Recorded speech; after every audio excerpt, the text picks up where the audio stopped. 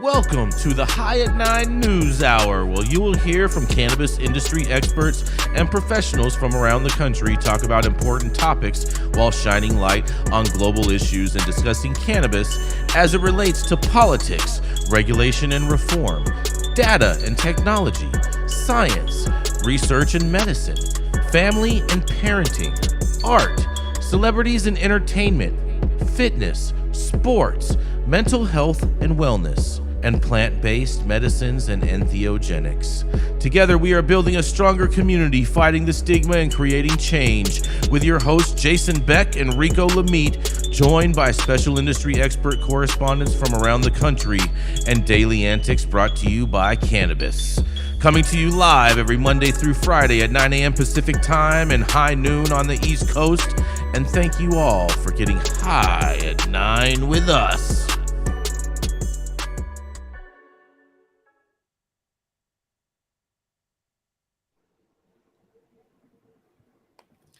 Oh, yeah.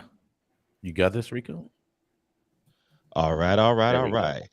Welcome back. You are now tuned in to High at 9 News. Thank you all for joining us yet again to get High at 9 with us, but also high noon on the East Coast. My name is Rico Lamitte, the dopest dad on the street, and today is Monday, December 18th, 2022, and it is also National Oatmeal Muffin Day and National Hard Candy Day for all of you guys who like to... Never mind. I won't even go there. For everybody watching, please remember to like, share, and subscribe to High at 9 News and all social media platforms. We're live on weekdays and YouTube on Switch and Twitch, audio only on Clubhouse. But if you do choose the Clubhouse route, you can also participate in the show by raising your hand if you have a brief comment on the story presented. We'll be getting started with things in just a second here. But first, a message. At True Classic OG, we live by one motto: stay true. We stay true to our legacy cut of True OG that's always fresh, piney, gassy, and delicious. We represent the spirit and hustle and diversity of our great city of Angels, and we stay true to the spirit of this plant, doing everything in-house to ensure that you get the highest quality and consistency with every batch. And that's what made us LA's favorite OG. True Classic OG. Stay true, Los Angeles.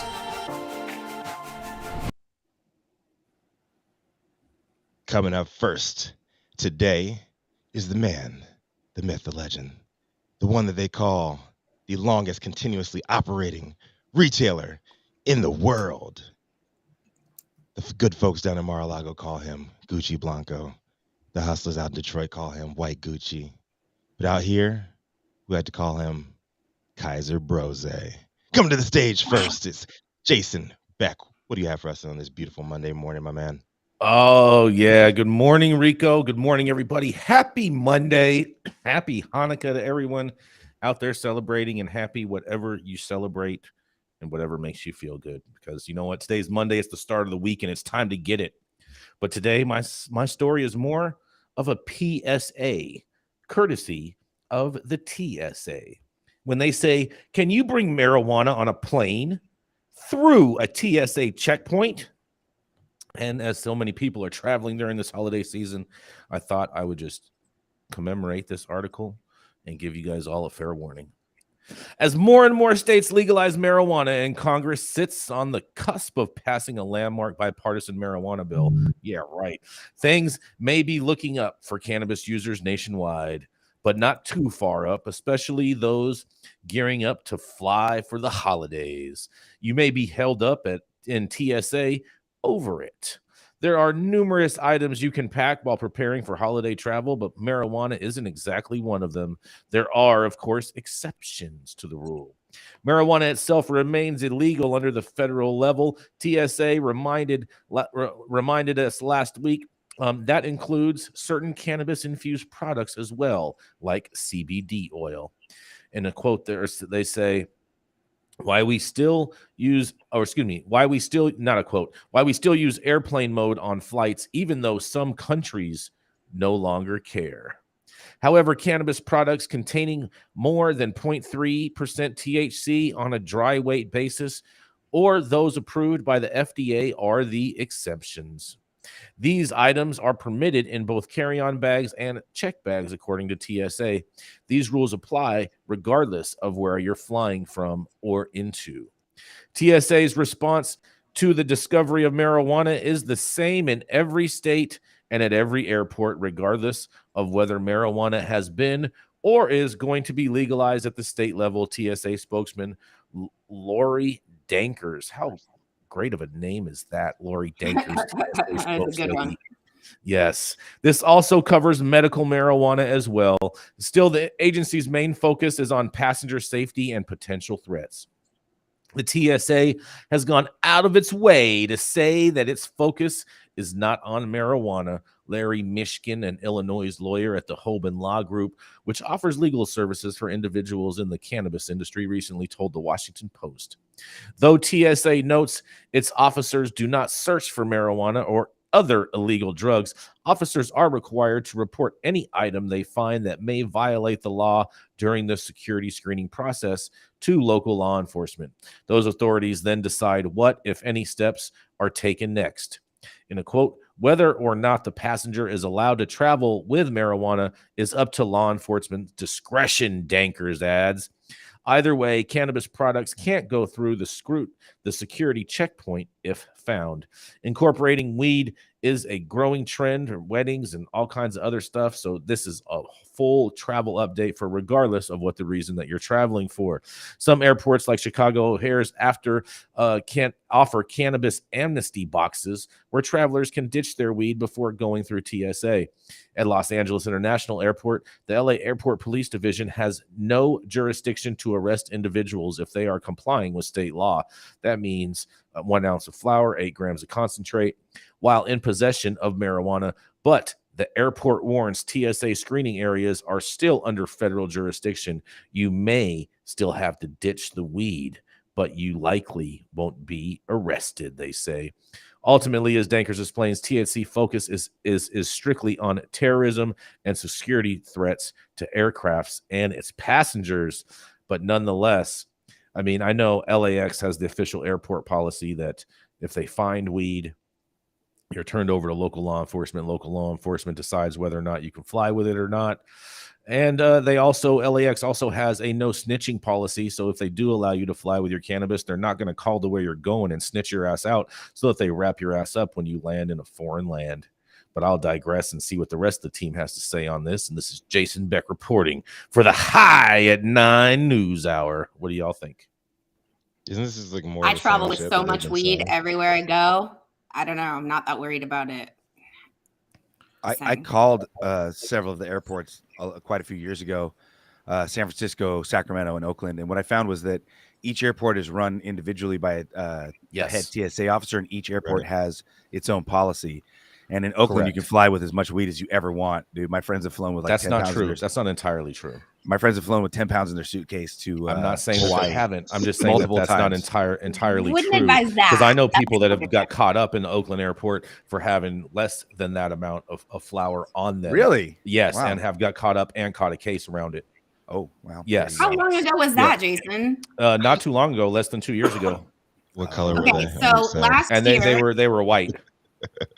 Last year, I'm going through TSA with my work bag. I've got my laptop, and literally, like, the rest of it was full of flour and edibles. I mean, full. And they end up flagging my carry-on, and I'm like, I turn to the lady behind me. I'm like, hey, I'm going to get stopped for weed, just so you know. It's probably going to take a minute. And no, they were getting to the very bottom of my backpack because I had a hand sanitizer that they weren't quite sure if it was legit or not. They literally took all the weed out of my bag, set it on the conveyor belt, grabbed the alcohol hand sanitizer, spritzed it on whatever testing paper, threw it back in my backpack, put all the weed back in, and sent me on my way. Fly out of Sacramento. I got stopped for the exact same deal, except mine was for hot rollers, which they thought was like a bomb. And they're moving around the weed. This was hot rollers. This was, I think, in Arcata. This was coming out of Humboldt. And I'm like, seriously? So they didn't give a shit. But I think we do need to remember that there are a number of people who are not as familiar with travel I mean, I think these articles Yeah. are for the general public. I mean, plenty of Yeah. people still ask me, can I fly with weed? I'm like, I'm not going to tell you to, but just don't take a pound with you. I don't know what to tell you. You can fly with Don't be weed, an you just asshole can't about get caught flying with weed. No one's tripping. Yeah. But you know, LAX, Oakland, San Francisco, and San Jose Airport all share that same airport policy as far as if you are caught with weed by TSA, you're turned over to local law enforcement, and then they make the ultimate determination as to what they do with you, and they do not arrest people for weed. However, if you do have over the allotment that you are able to travel with as a California resident, then they may do something. So be mindful. I always advise everyone to get your recommendation, because once you have your doctor's recommendation, you can legally carry a half a pound of flour with you anywhere across the state. And so I encourage people to do that. You say anywhere across the state or states? Anywhere across the state. California has jurisdiction over California. Yeah. And so once you have a cannabis recommendation, you are legally allowed to possess a half a pound of flour or the equivalent of in concentrates, which they do not quantify, and the DCC will not give you an actual quantification as to determine how much concentrate that is. So you have to figure that out on your own best judgment. And people need to remember that just because you're flying from one legal state to another doesn't matter. You're still in federal airspace, and you are in federal airspace, and technically you are flying over states most likely that do not have any cannabis laws, where you would be deemed illegal. So if they made an emergency landing, you might get fucked. I don't know. I think that that's a little deep.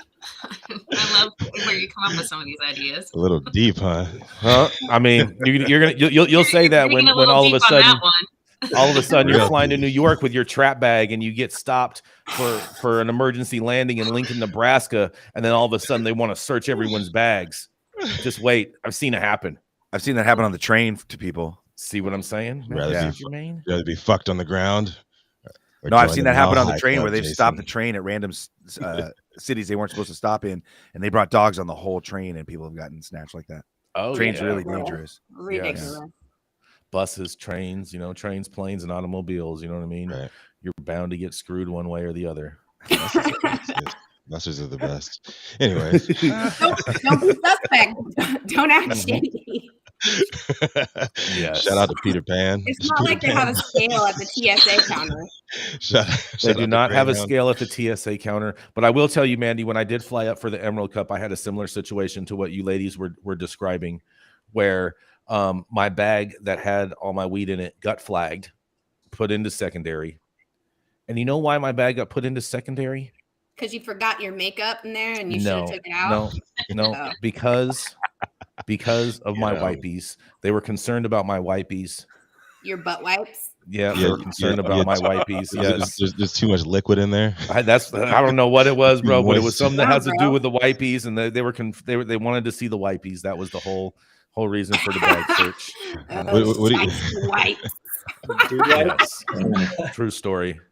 What do you call it? And then they started wiping my pack of wipes with their little, you know what I mean, their little swabs. Oh yeah, they want to make sure you don't have any bomb making materials on it. Yeah. You just tell me you have a sensitive keister. I mean, I didn't go into all that. They didn't really ask me any questions, and I wasn't trying to stick around and talk to them when I had a Schedule 1 drug in my bag. Then you just give them each a joint and you be on your merry way. No. That would be called bribery, and I'm not going to be caught on film bribing any federal agencies. No bribery. It's just sharing. All love. No, if I was a prosecutor, I'd call it a bribe. Just saying. But thank you guys all for entertaining that little holiday tale. Hope everyone travels safely this holiday season. And keep an eye out and stay vigilant. But coming up next, we have the dope dad himself. That's right, Rico Lamitte, who often loves to have play dates where he builds macaroni monsters and paste palaces. That's right. The paste palaces get taken down generally by little 4-year-olds scraping it and sharing it with their friends. But at the same time, you can also catch him in a Wall Street convention doing the same thing for grown-ass adults, showing them how to work spreadsheets, but really spread the paste on their sheets. That's right. It is the dope dad himself, Rico Lamitte. I think that was the best one yet, Jason. Like, no joke. All right, so my headline today is from Marca.com. Mike Tyson reportedly smoked a ton of cannabis in Tucker Carlson's mansion. In today's edition of WTF News, Mike Tyson dropped by far-right provocateur Tucker Carlson's crib for a no-holds-barred interview that was aired last Wednesday on Fox News. Despite being born and bred in San Francisco and Ivy League educated in Connecticut's Trinity College, Carlson, like many other in mainstream right-wing media, has made a career of pretending to be a champion of the poor white American populace while verbally skewering liberal elites and routinely delivering harsh criticism of BIPOC leadership and initiatives through his lightly filtered corporate branded dog whistle.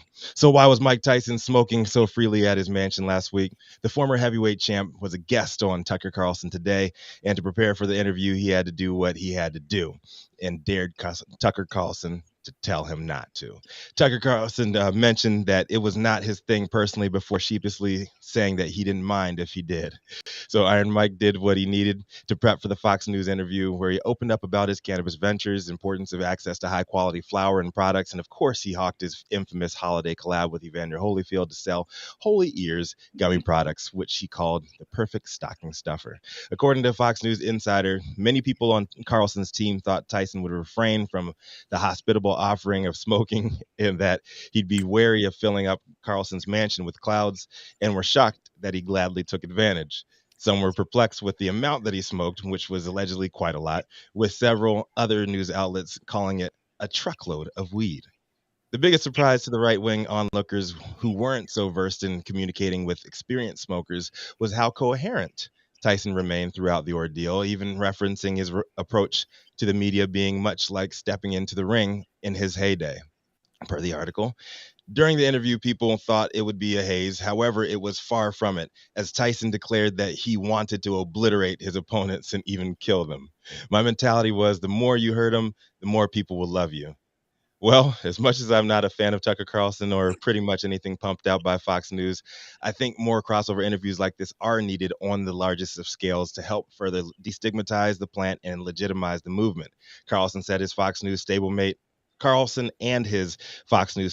Laura Ingraham, have been pushing the most modern-day reefer madness bullshit out of all of the mainstream cable news outlets. And even if you're not a fan of Mike Tyson, his products, or whatever, going directly into the lion's den of a non-believer and making his space yours while speaking coherently about the benefits of cannabis as medicine is exactly what's needed for us to move forward and find common ground with folks who cling to outdated thought processes.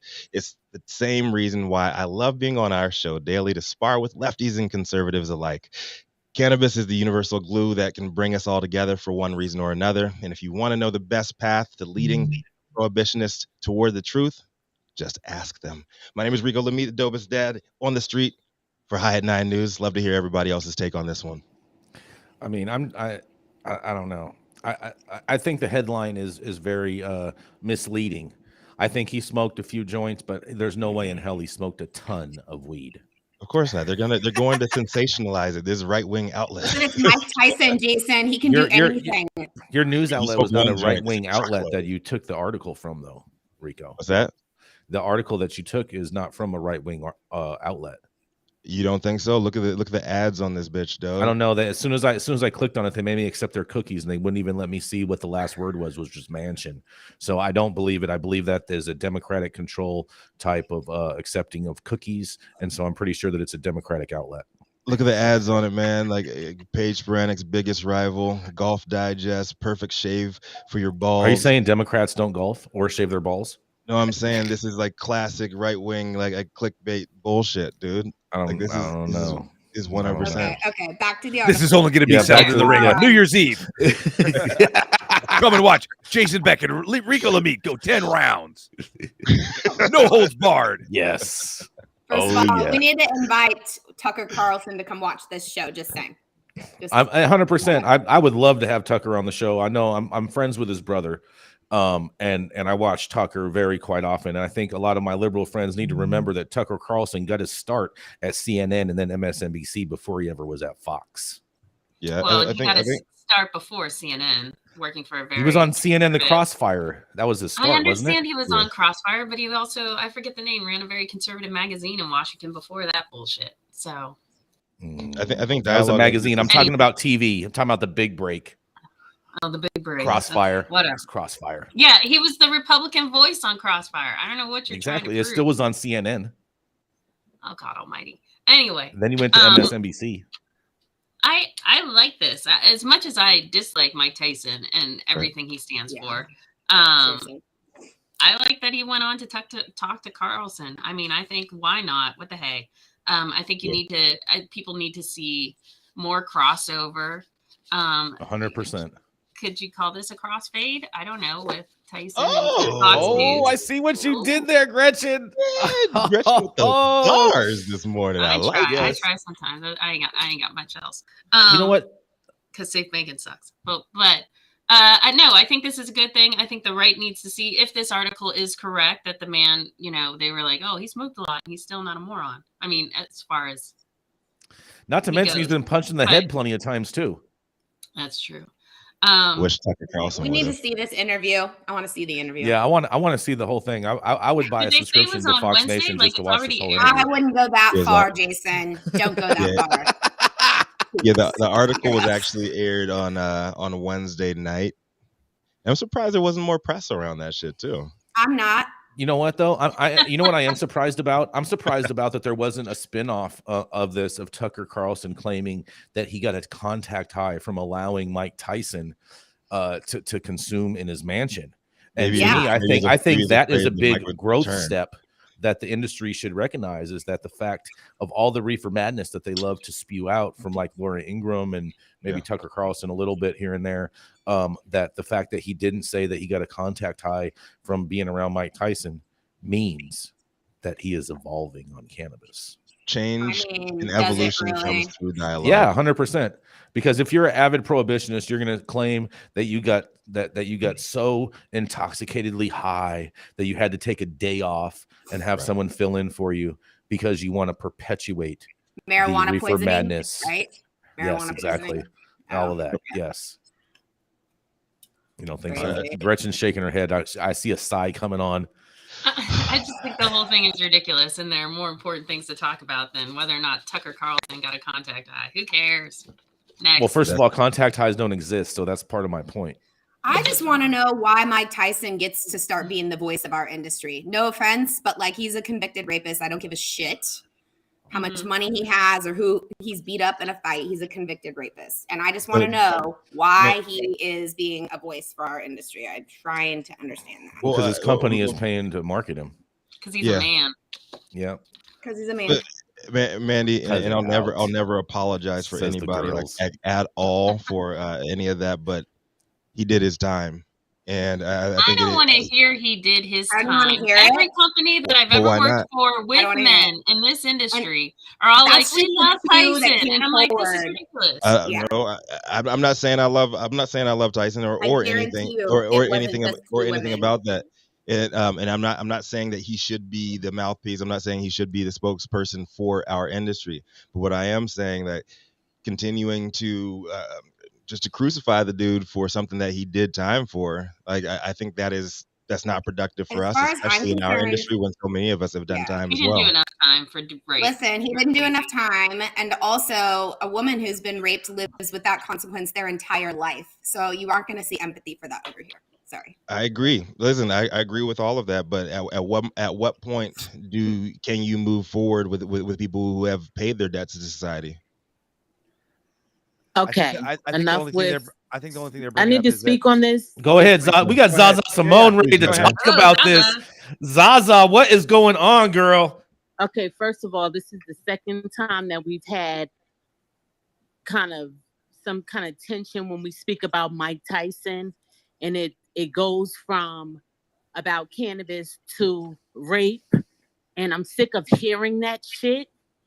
For one, my brother was in jail for rape for 20 years and he was innocent. So I don't want to hear shit about nobody who's in jail or who went to jail or who did time in the cannabis industry and it's not related to the cannabis. So can we move to the next story or talk some more about Mike Tyson and his cannabis. Get him, Zaza. I'd skip I'm Mike serious. Tyson. I'm very sensitive. I understand rape, and I understand it very well. I'm a victim of rape, and also my brother is a victim of being accused of rape and went to jail for 20 years. So I don't want to hear this shit when it comes to cannabis. We want to talk about cannabis. Let's move on, please. Thank you. I think it is. Well, I'm very sorry that happened to your family, first of all. Second of all, to me, it does become relevant because all of us here sitting here today, and yourself included, all voices for this industry. And it does matter to a significant number of people, which is why it keeps coming up. But I do honor and respect your request to move on. So I agree. Let's move on. Could I offer a gift of a different perspective, which is this? Let's look at other people that we can talk about in the cannabis industry and highlight people who have displayed ethics and integrity throughout their lifetime of navigation. Thank you. They're there. Yep. Happy Monday, everybody. Yeah. Happy Monday, everybody. People are complex. I'll just keep it at that. Let's keep it moving. People are very complex. So coming up next, this spicy red-headed conservative is well known in underground DC circles for cooking up excellence in the kitchen, but don't let the apron and pretty smile fool you. She never backs down from a verbal sparring session with pot-loving libs across the aisle. Coming to the stage, you know who it is. Gretchen Gailey, the founder of Panoptics Strategies and our very own Washington Insider. What you have for us on this beautiful Monday afternoon in your parts, right? It is afternoon here in DC. It is a bright, sunny, cold day in Washington, and it's still cold day in hell because Chuck Schumer's done nothing for cannabis. My headline is Schumer makes last-ditch effort to put marijuana banking in spending bill, shares revised text with GOP members to address concerns. Senate Majority Leader Chuck Schumer is making a last-ditch effort to put marijuana banking reform in forthcoming omnibus appropriations legislation, a senior Democratic aide told Marijuana Moment on Friday. With time running short in the lame duck session, there's been a concerted push to use this spending package as a vehicle for the Safe Banking Act. Lawmakers failed to secure a deal to attach the reform to a must-pass defense bill last week, leaving them with limited legislative options. There are some GOP senators who've expressed support for moving the cannabis banking proposal, either as part of a large-scale legislation or as a standalone, but other key players like Senate Minority Leader Mitch McConnell and Senator John Cornyn represent major obstacles. Negotiations were partly complicated after a Justice Department memo from earlier this year surfaced in a report revealing that DOJ had some concerns about possible unintended consequences of enacting safe banking. That prompted several Republican senators to hold a meeting with the department last week. On Thursday, Democrats shared revised safe banking text with Republicans that addresses DOJ's implementation and money laundering concerns, the top staffer told Marijuana Moment and other news outlets. Democrats have also presented language aimed at addressing the issue of legacy cash. After Politico reported on Schumer's renewed efforts to put the banking legislation into omnibus appropriations, Cornyn shared the article and said that it is irresponsible to do this without a federal regulatory framework to address public health and law enforcement issues. He added that senators take an oath to uphold the law, not ignore it. The comment also makes it sound as if he's suggesting that marijuana should be federally legalized before Congress passes the more modest banking reform for the industry. But that would represent a significant policy shift for the Republican senator who strongly opposed ending prohibition. The majority leader, meanwhile, is expected to push for including the revised bill at the leaders' level in omni negotiations, the senior aide said. However, it is unclear if McConnell will move to block the reform despite Democrats' work to resolve various GOP concerns. McConnell applauded the exclusion of safe banking from the NDAA last week and has repeatedly signaled that he'll fight against attempts to advance it through appropriations as well. Meanwhile, Senator Dan Sullivan, co-sponsor of the Senate Safe Banking Act, told The Hill that the issues have got to be addressed, and trying to make the case to my conference that this is not some kind of crazy bill. It's a bill about safety and small businesses. My support for safe banking relates to the first word in the bill. It's called safe. This is a public safety issue, said Senator Steve Daines, who's a prime sponsor of the bill. And he said that for states that have legalized cannabis, this is a way you can make a community safe by taking the cash off the street and putting it in the bank. Senator Tom Tillis, of North Carolina, seemed aligned himself more closely with the position of Cornyn. He says it seems odd that we would create a legal construct for something that's federally prohibited. If you want me to be sympathetic to states that have legalized it, contrary to federal law, that have a banking problem, let's look at the broader issues that would have to be part of federal policy. I think this is a whole lot of going around in circles for these folks. I do like the idea that perhaps Cornyn is evolving on it. I think they're evolving because they know it's not going anywhere and they're going to have to deal with it. But the idea that they are going to have to, that they'll push for legalization, I think that is crazy. I don't think that's going to happen. But that these reasons of what Republicans are bringing up are exactly the reasons why I work with groups like USP, CFCR. The regs are going to matter. It's going to be a big part of getting legalization through. They are not going to legalize without having a plan in place. And that's why you need these organizations and folks who are trying to create them. And you need the support of them if you want to see legalizing to happen. This is Gretchen for High 9 News. I just love the fact of how Chuck Schumer is trying to use Mitch McConnell as the scapegoat for the reason why he can't get safe banking passed. Hilarious. I mean, it is insane a bit. I'm a bit skeptical about Schumer is going to bring this up in the negotiation section. I mean, come on. Right. He's going to put it on this. What do you think about this? He's going to say to someone at the water fountain and they're going to be like, suck a dick. And it's not going to happen. That's the extent of this conversation. He's just going to pretend that he cares. And it's not going anywhere. We heard Gretchen say suck a dick. I'm sorry. That just slipped out. Yeah, it slipped out, huh? It just gets me so mad, these guys. It's like, come on, stop playing these stupid games and just do it. I know, and to all of my Democratic friends, do not believe for 1 second that McConnell is the holdup for safe banking. The Senate Majority Leader could force the vote and send it to the floor for a vote, but he doesn't. And so all of these little stories that blame McConnell, it is Schumer's failure, not McConnell's. It's both sides' failure, man. I agree. I agree with that because McConnell could have done it when he was just the majority leader. So I agree with that back in that time period. But as of today, when there's stories that are coming out saying that McConnell is the reason that Schumer can't advance safe banking, that's just fake news. I agree. I mean, I talk with Republicans who say that they will vote for it. If it was out there, and these are not people who are sponsors of the bill. If you look at there are 42 sponsors on the Senate side. Only 7 of them are Republicans. And everyone who I've talked to who said they would vote for it are not those sponsors. People will vote for it. They just can't put their name on it as a sponsor. But if they get down to it, it could pass. 100% it could pass. And the only reason it won't pass is because Senator Schumer wants to have his name on the bill because of ego. And that's one of the main reasons it's not advancing. I mean, you're going to talk about ego. You talk about anybody who makes it to the political level that either of those guys are at. Yeah.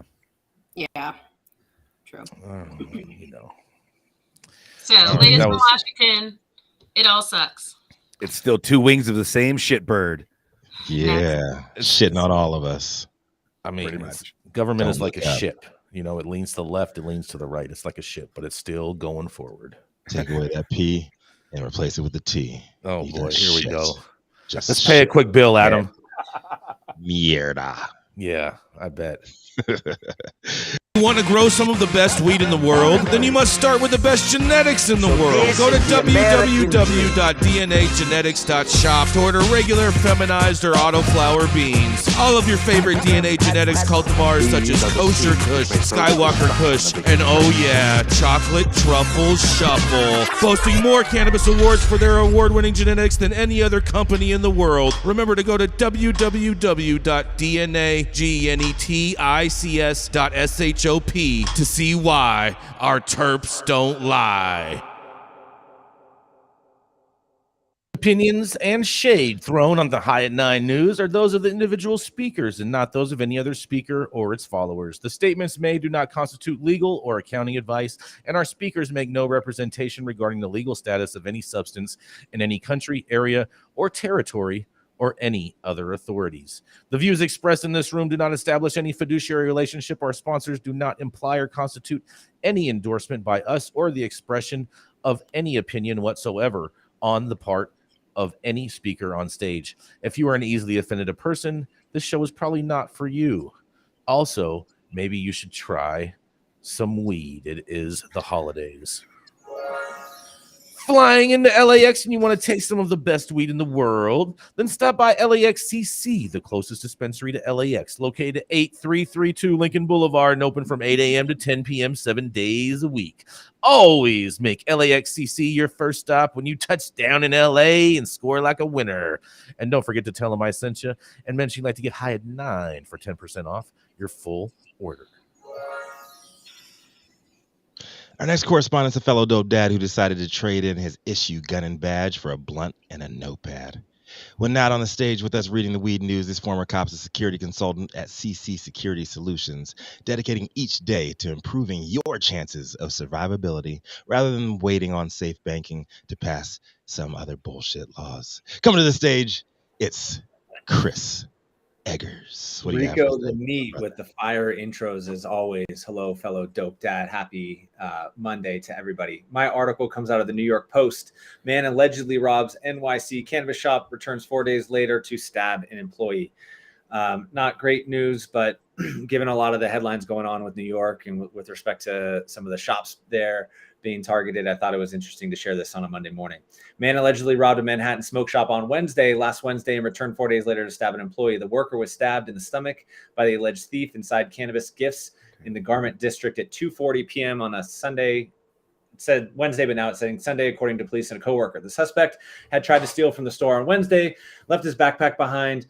22-year-old Michael Marin told the Post that he returned on Sunday. The suspect returned on Sunday where the attack occurred. He said, quote, "The man that robbed us came back and stabbed one of my coworkers. The man was known by shop employee for prior thefts." So this is something that has obviously been escalating. And he tried to rob and steal some marijuana, but quick thinking workers grabbed hold of his backpack and tried to stop him, and he wiggled out of his backpack, leaving it behind. And that's when he came back 4 days later. Marin continued to say that, quote, "He came back for his backpack and we were like, yo, you just robbed us and we're not giving your backpack back." They said that they've had issues with theft pretty increasingly in nature, but haven't had said violence before at this particular shop, but that they have experienced theft before, that people are asking to smell and touch the marijuana and then basically just running out the door with it. So he said that they deal with this a lot. And at the final quote of this article is, what they do is they say, "Oh, can I smell the marijuana?" And then they snatch it. So lots going on in New York. Wanted to share this. Very sad that somebody got stabbed, obviously, and that there's that sort of violence happening. But again, wanted to share it this morning, given a lot of the news going around these New York shops, and curious to see what my correspondents think about it. Thanks for letting me share on a Monday morning. Peace, everybody. I got robbed like that one time. Let me smell your bag, and then they run off with it. Yeah. I've had that happen. Did you get stabbed? I did not get stabbed because he ran off. He's a thief. He wanted to run away. He did thievery things. Exactly. People need to understand there's a big difference between what is it? What's the word, Chris? Burglar and robbery. Right? Burglar and robbery. Yeah, exactly. Right. So when people will say oftentimes, like, my house was robbed. Well, that's like, I'm totally splitting hairs, but just to clarify the definitions, that's impossible. A house cannot be robbed. A house is burglarized. People can be robbed, and that's taking theft by means of force or fear.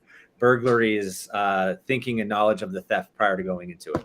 Well, at the same time, too, I think there's a very big difference in the mindset. A burglar is someone that, like, if they hear someone come into the home, they are they're going to try to escape because they don't want to be seen, as opposed to a real robber is going to be like, oh, someone's coming in. Oh, let me tie him up. Right. You know what I mean? And burglaries lead to robberies more often than not. Right. And that's one of the big misconceptions, is that, I think, and this is just based on my own experience, is that property crimes are nonviolent in nature. That's true in some regard and totally not true in other regard. And Jason, good example on sort of identifying that. Mm-hmm. Yes, it's a shame that this is going on, but I mean, at the same time, the New York lawmakers have what would you call it? Have basically created this environment and made it very, very fertile for these types of things to occur, from not prosecuting other crimes to just allowing everyone to be able to sell weed with no real enforcement protocols in place. A lot of issues here to unpack for sure. What do you think, Rico? I see you got something cooking on your head. Blame capitalism. Blame capitalism. Oh God, here we go. You can't blame capitalism. Why not? It's the root of all. How about evil, you just man. blame? How Root about of you all blame modern stupidity and issues. lack of a cohesive economic environment? Capitalism?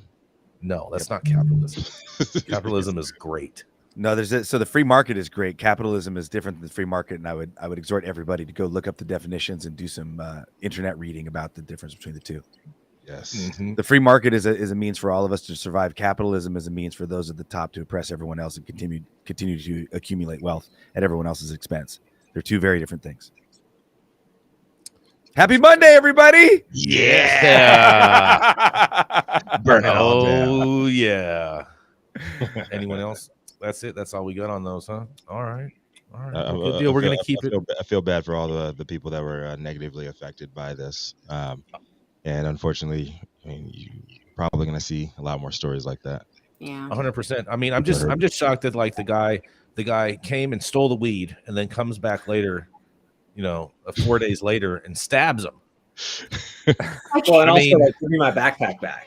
Well, I kind of feel like maybe that store actually sold them some of like the legal weed in New York that's just all dried out and boof tarted out. I was gonna say it was probably Booth, and he was mad about it. Exactly. Oh man, New York. What are we gonna do with you, New York?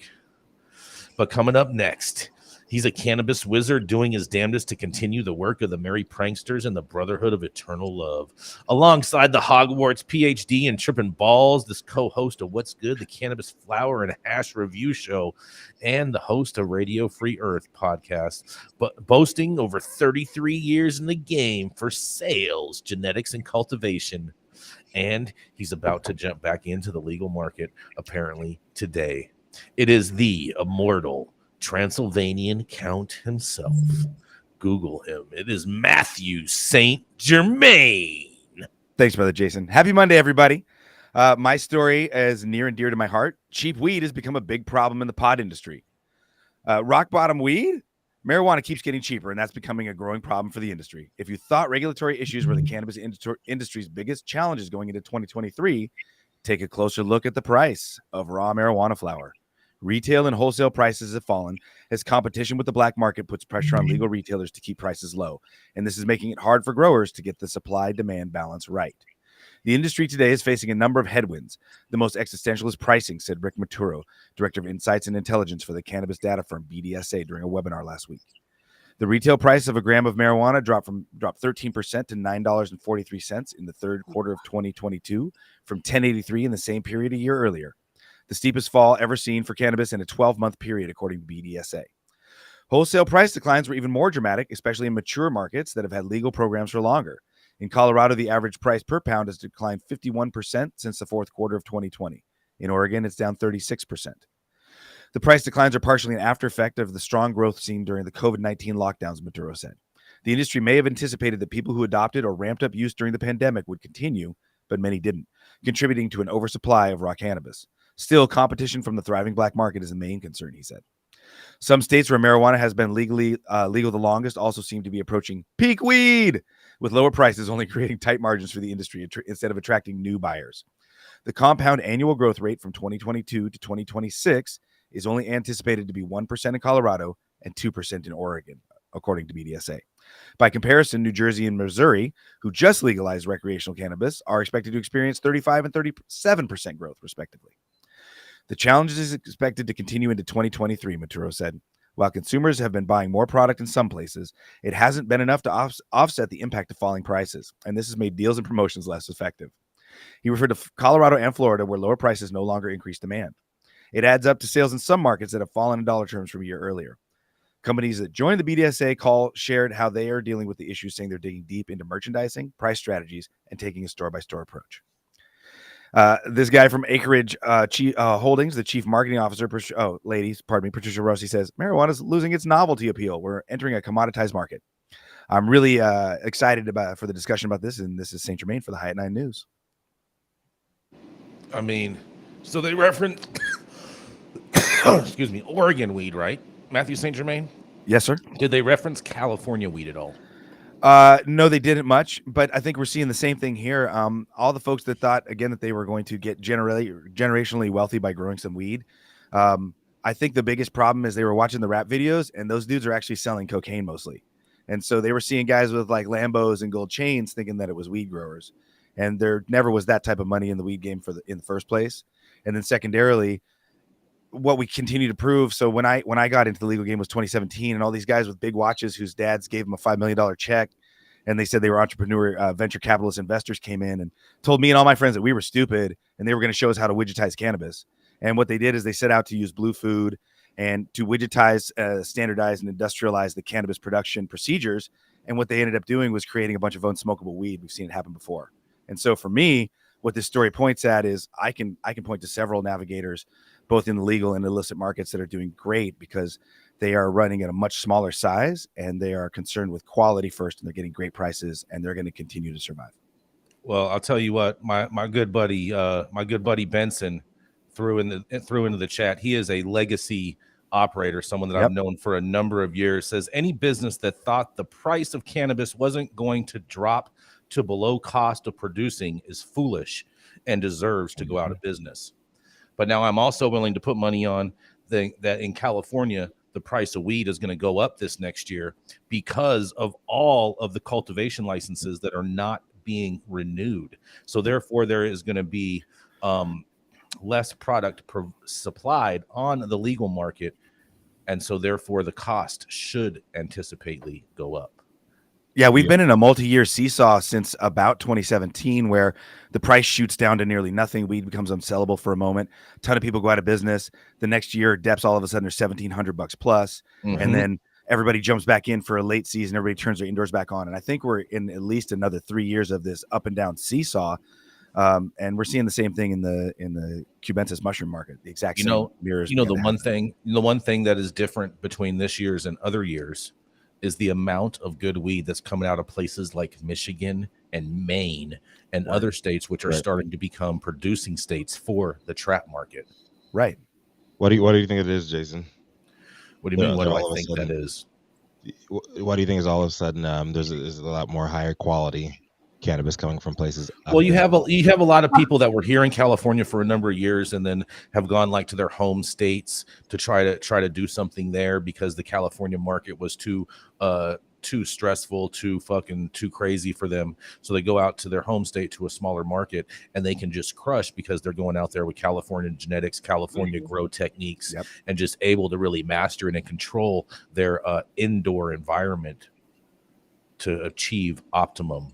This is something that a lot of the MSOs thought that they would be able to do early on, and they failed.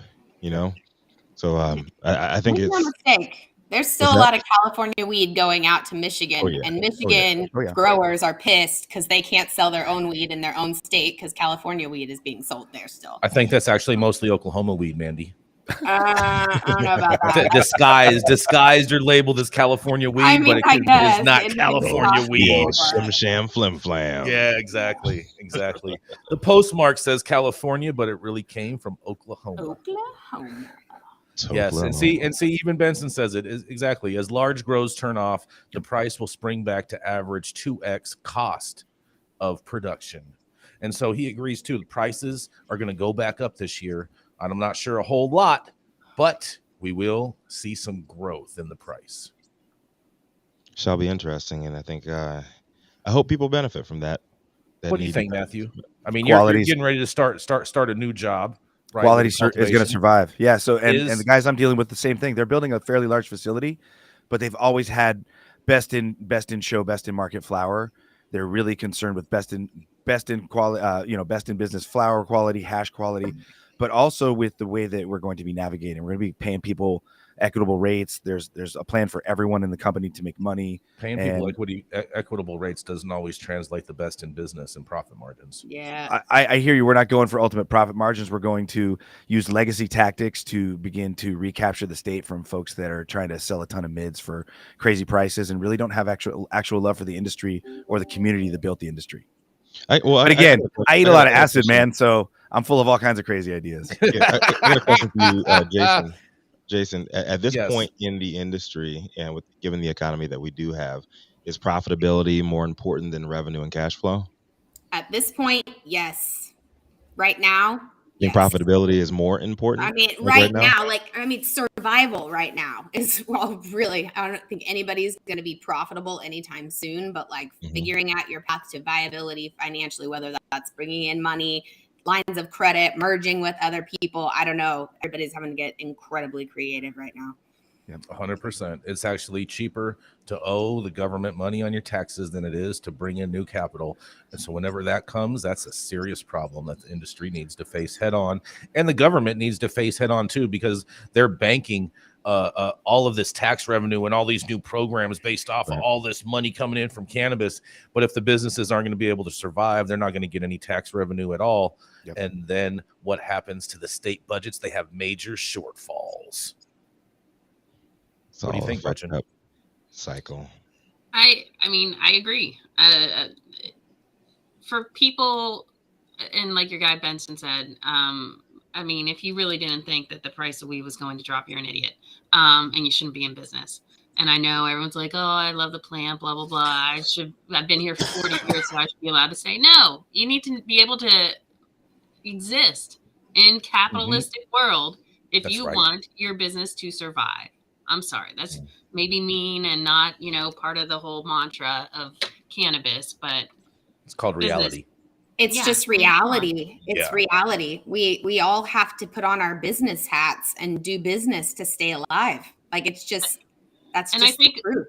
It's the American way. A lot of these way. Smaller grows really should be embracing their niche audiences, because that's what they're going to be. They're going to be boutique. When interstate commerce shows up. And the MSOs and the big boys are going to get bought out by big alcohol, tobacco. I mean, I forget what I saw, but there was some stat that like one tobacco company could buy the entire industry right now if they wanted to. The entire industry. That's how small potatoes we are in the real world. And people need to start remembering that. And they're waiting for the price to keep on dropping and so they can continue buying shit pennies on the dollar. Mm-hmm. Big tobacco just waiting in the wings, but let's keep it rocking over here. Yeah. This cannabis product expert and serial cannapreneurs, co-founder of Camilla Cannagram and the Women's Canna Awards competition. Also an Emerald Cup edibles judge with a personal goal to sample and evaluate every cannabis edible on earth. A steadfast crusader for female entrepreneurs in our industry, and she loves showing the world how cannabis, motherhood, and an executive lifestyle actually do go together. Despite what the haters say. Coming to the stage next, you know who it is. Manndie Tingler, bring us home. What you got for us? Thank you, Rico. Thank you. Today is a bit more on the hot topic of all of these lovely lawsuits that are happening in our industry. It comes from the Green Market Report. And it's a very simple article. It really just is reviewing yet more cases that are happening. So there's an increase in THC potency lawsuits. And guys, just get ready. I mean, be double checking your labels, be making sure that you're not making stupid decisions out of desperation to sell. Here we go. There is definitely a recent spike in lawsuits filed against cannabis companies that have allegedly been inflating THC potency numbers on products they're selling to appeal to customers looking for the strongest cannabis they can find. At least 5 such lawsuits have now been filed since October. All potential class actions, all still active, all near carbon copies of each other, all by the same Southern California law firm, Dovell and Lunar LLP.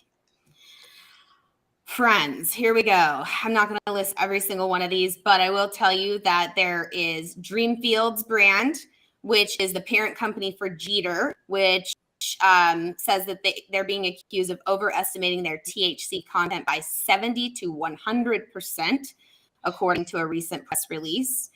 There is Rocky Wilford versus Greenfield Organics, Inc., and LPF JV Corporation, which alleges that the makers of the King Roll brand were systematically overstating the THC content to deceive consumers. That case was filed on October 28th. And then there's Shanty Gerard versus Ironworks Collective and Stizzy LLC, which alleges that their pre-rolls were sold by the company and labeled as having 50% THC or higher and only contained 33 to 34%. This was filed this month in Los Angeles County.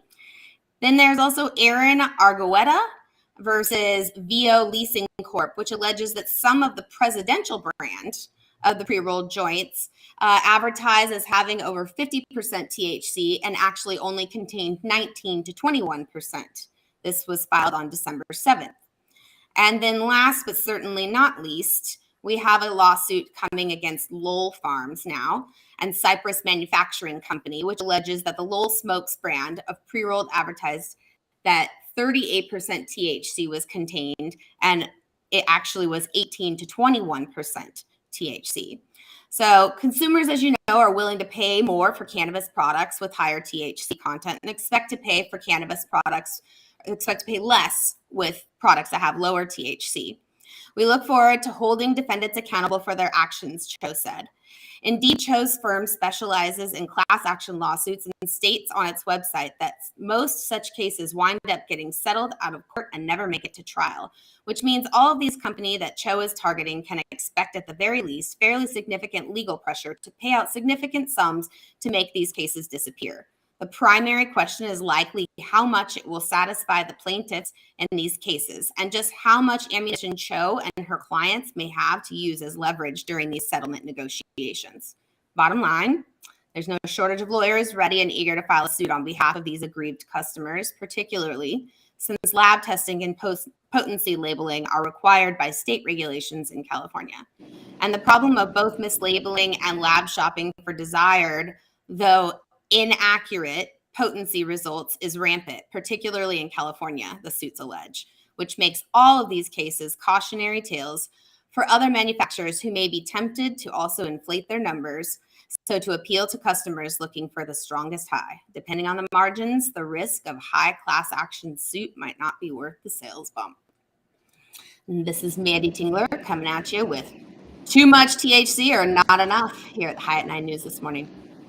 I mean, Manndie, I'm a little confused as to this, as to why there's so much onerous on the brand when the brand isn't saying that. It's actually the testing lab which is saying that. And so technically, I think these people are barking up the wrong tree, and they should be suing the testing lab. Jason, how much have you been smoking this morning?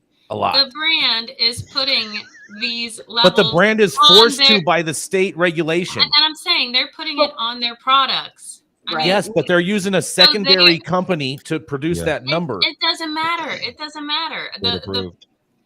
It all comes down to them. They are the ones who are putting this out there.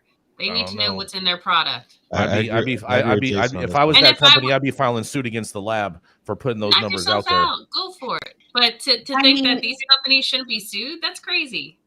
Are we privy to what their COA results actually showed? I mean, are they showing this information? It's very easy to prove, right? If they are in fact are getting their COAs and they have this from the lab, then it does. I mean, it would get thrown out, right? Sure. And then the case. And then you got to go and sue the lab. It all goes back to like the non-standardized testing methods. And I think you could even you can have proprietary ways of finding that information, so you're going to get different results at different labs. Period. Well, not only that too, but you also, I think the state has some culpability in this also, since they're the ones that mandate that we use these testing labs and put their labels, their COAs on our product. I think the state holds some culpability as well in this. Yep. Yeah, they're licensing these places. The fish rots from the head. Yep, exactly. What do you think about that, Gretchen? Don't call me Gretch. Either way. That's why I corrected it. there's no problem in people suing the brands. I'm sorry. I think the brands need to start stepping up and taking more ownership of what they are putting out there. But how are they want going to to be a do responsible, so? good steward of the product, then you know what's in your product. I agree with you on that, Gretchen, but my point being is I feel that these consumers are barking up the wrong tree, suing the wrong company when it's not their information. They're just basically subcontracting a company that they're forced to have to put this sticker on. So therefore the owner should be on the lab. Putting out the product. It's the lab's number, though. It's the lab's number. Their job. That's their lane. That's their lane. If they're state approved, and if they're pumping up numbers, they're state approved. Like, why would I, as a brand, not go to this lab that's pumping up numbers if I know that's going to bring me more sales? Like, I hear you. However, that's a lawsuit for the brand then to take against the lab that they're doing business with. But it doesn't mean that the consumers shouldn't sue the brand. The brand should know what's in their product. That's end of story. Yep. We have Dr. Felicia to come comment about this. Dr. Felicia, what do you have to say about this? Good morning, good afternoon. A lot of brands are shopping for the highest THC result for their products, so they do have some responsibility. So I think, the fault lies at everybody's hand because they're shopping around for the highest THC they can get from the lab, so they are responsible. Okay, but let's take that argument out of the conversation for a second, Dr. Felicia, because you would have to prove that the brand was shopping around, which I think is very, very possible to prove for a number of different brands. But just on the merits, don't you think that the onus falls on the lab because they're the ones that are producing these numbers as opposed to the brand? No, I don't. I really think you should maybe get some consistency for what your product is, and if maybe a couple of labs say the same thing, then maybe that's what your product has, that particular percentage of THC. But I don't think the brand is completely innocent. It's your product. You got to be responsible. I agree with part of that, but I think too, I hear what you're saying, Jay. Like, I mean, you're how do we take responsibility when we're supposed to farm that out to a third party? Exactly. If we own the lab and it was our own testing lab, then yes, I would say the onerous would 100% be on us. But because the state forces us, what's that? How would an operator fact check? Like, how would you fact check the lab if you wanted to do as much due diligence as possible? The only thing you could do is go based off the state saying that they have a valid license. That's the only fact check that you have on the lab. Right. You just do like 3 to 5 lab tests, and then you average them and you find out. That's an exorbitant cost on these businesses that we don't already have to spend, bro. Matthew. I thought you were a Republican, dude. These brands need to be in charge of what they're producing. Number one, and like if you can't afford to be in business, you shouldn't be in business. So there you go. Yeah, you're starting to sound like Gretchen over there, Mathieu St. Germain. You must have been ready to Great comments, Dr. Yeah, great. Back. Oh, this was fantastic, you guys. The weekend. Yeah, thank you, everybody. Yes, Happy Monday. Yes, happy Monday, everybody. Woo! Thank you all for getting high at 9 with us every Monday through Friday at 9 a.m. Pacific and high noon on the East Coast. Big thank you to our audience, supporters for tuning in daily and listening to the insanity that is the developing cannabis industry. Thank you to all of our haters for constantly talking about us. We love it, and we love that we hold such amazing rental properties inside of your head. Rent-free. Huge thank you to True Classic LAXCC and DNA Genetics. And thank you to our correspondents for being absolutely amazing as well. Thank you to Zaza Simone for holding it down in Clubhouse. And thank you all for helping us create this space in the cannabis world where we can talk about all these different things with all these different perspectives and hopefully maybe learn something, but at least we all got high at 9. And thank you all for tuning in and getting high at 9 with us. Happy Hanukkah, everybody. Happy Kwanzaa. Black Hanukkah for life.